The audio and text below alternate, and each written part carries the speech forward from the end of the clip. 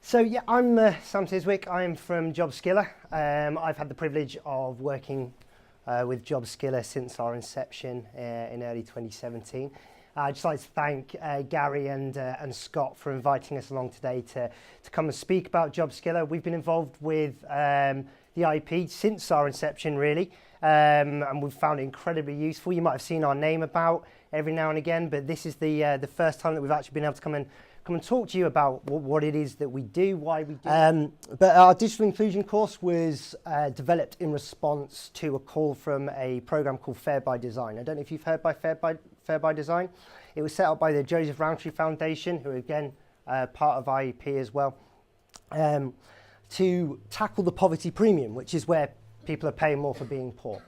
And so what we decided that we would do is we would look at the skills gap between lower skilled jobs now and lower skilled jobs about 10 years ago.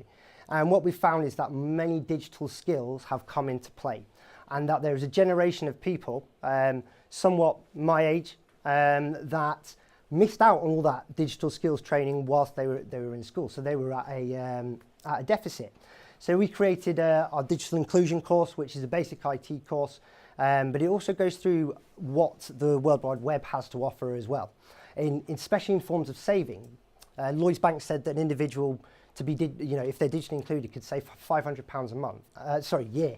Wish it was £500 a month. I tell you, that would be incredibly great for our customers. But it's £500 a year, which is still a massive saving for individuals that are currently accessing benefits. And with the digital inclusion course, the barrier removal is that we provide them with a notebook at the end of the course that if they're successful, they're able to take home with them, they're able to continue their journey of learning online. We also give them a PDF that we tell them how to access, so to take them through all of those aspects of money saving or prescription saving, online prescriptions, and things like that as we go. And mobility is going to be a follow-on from that, because the next barrier that we want to try and reduce and solve is the barrier of transport. Could you imagine how much easier it would have been if all of our customers drove, especially when I was an practitioner? Back in the day, if all my customers drove, it would have been brilliant. We could have got them into work earlier. So, that's actually the course that we're talking about with Babington's at the moment. So that's going to be released early 2019. And then free provision. So free provision is what's most useful to our customers. Free provision is every job club, every support service that is free for them to access, that they just might not know when it's on, where to go, what to do, and that can be accessible through Jobskilla. In fact, 80% of everything that is booked on Jobskilla is free provision. We call it free provision because that's what we don't charge for. We wanted to make sure that we were a complete resource for these guys as well, and a lot of these organisations, we wanted to help them out and get their numbers up as well for that.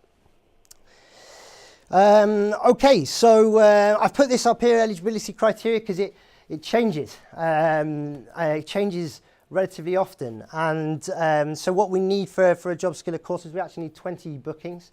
That means that we know that the course will 100% go ahead once we've captured them and we've gone through their eligibility criteria. We know that we'll get a course of around 13 to 14 people out of that, which our training providers absolutely love. So we know that that's going to go ahead, and we know that the customers are going to get the results that they need, which is why sometimes we might come to multiple different organisations in an area to ensure that those courses go ahead. So then an experience check is done, and just for the funding, it's the usual funding, 19 plus on some form of employment benefit and previously not done a qualification in that level. And that is Jobskilla. Thank you very much for allowing me to waffle on to you today. I hope I spoke not too quickly and you captured a lot of it. If you would like that information, I'm more than happy to email it out to you. So just come and have a chat with me afterwards. And any questions? Stuart. Yeah. Yes. What are they? We're recruiting for what we call national partnership managers. So those roles are primarily soft sales, if you will. So it's actually reaching out to organisations like yourselves to try and get courses for our training providers. Yes, it will. How's that going to This is one thing that we thought of, and as much as we would like to account for all of that, we can't account for that until that person's on the road, and there's a plan in place for that to happen. The problems that we've found is that a lot of areas still require drivers to get to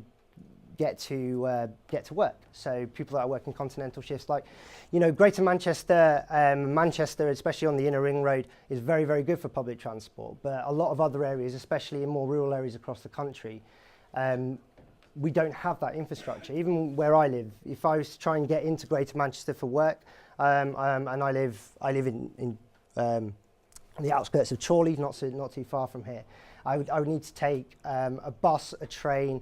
If I was trying to get to my office, I'd then need to take 2 trams as well.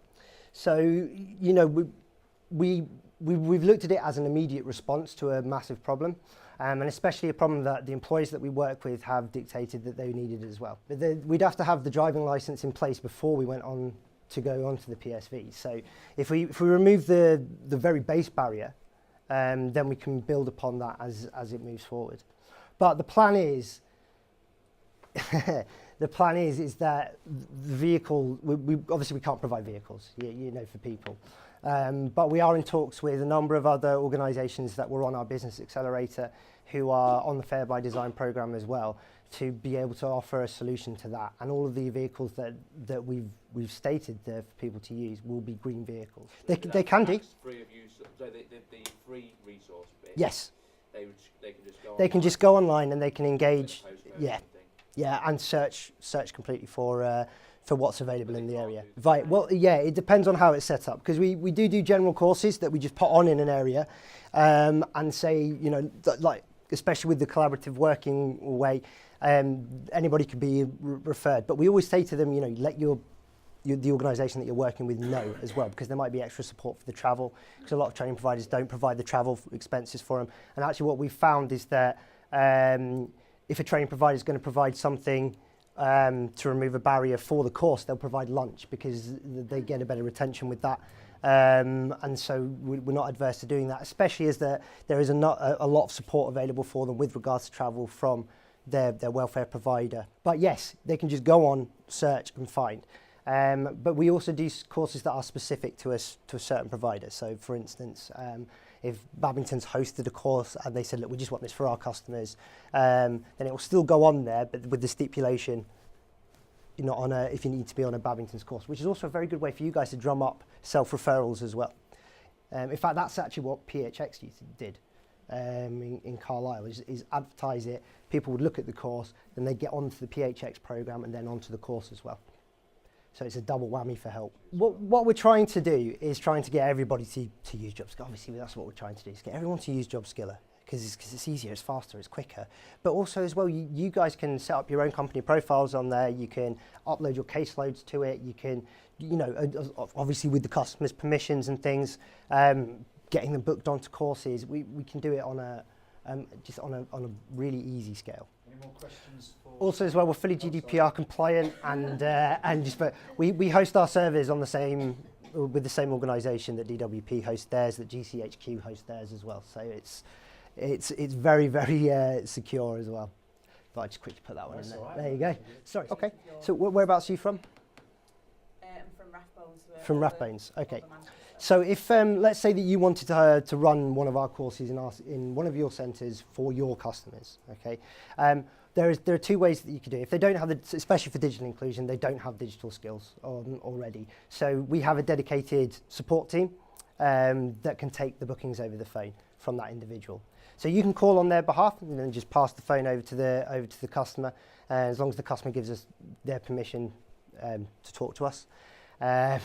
Then we can take that booking over the phone. And our system sends out a text message and a Google map to remind somebody where to go. And if they've got a smartphone, which you'd be surprised how many people that struggle with their digital skills have smartphones, it'll send them the Google map of where to go as well. But if it's in your centre, they'll know where to go anyway. Thank you very much.